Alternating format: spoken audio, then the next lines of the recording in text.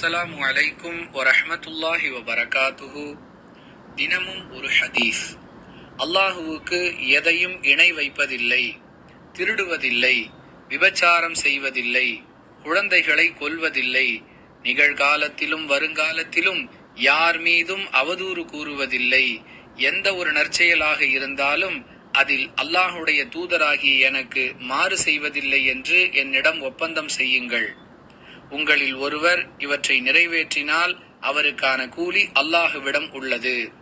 மேற்கூறப்பட்ட குற்றங்களுள் ஒன்றை ஒருவர் செய்து அதற்காக அவர் இவ்வுலகிலேயே தண்டிக்கப்பட்டு விட்டால் அது அவருக்குரிய பரிகாரமாக ஆகிவிடும்.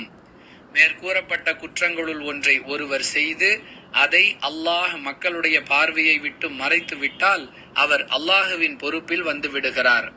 அவன் நாடினால் அவரை மன்னிப்பான், அவன் நாடினால் அவரை தண்டிப்பான் என்று ரசூலுல்லாஹி ஸல்லல்லாஹு அலைஹி வஸல்லம் அவர்கள் கூறியதாக உபாதா பின் சாமித் ரலியல்லாஹு அன்ஹு அவர்கள் அறிவிக்கிறார்கள்.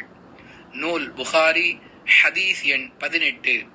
அன்பிற்குரிய அல்லாஹுவின் நல்லடியார்களே, மனிதனை பண்படுத்துவதற்குரிய மகத்தான மார்க்கமாக அல்லாஹ் இஸ்லாத்தை வழங்கி இருக்கிறான் என்பதற்கு இந்த ஹதீஸும் ஒரு சிறந்த சான்றாக அமைந்துள்ளது. இப்படிப்பட்ட உயர்ந்த மார்க்கத்திற்கு சொந்தக்காரர்களாக அல்லாஹ் நம்மை ஆக்கி வைத்திருக்கிறான் என்பது மிக பெரும் பாக்கியம்.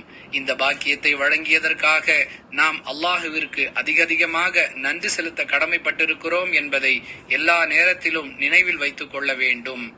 வாஹிரு தஅவானா அனில் ஹம்துலில்லாஹி ரப்பில் ஆலமீன்.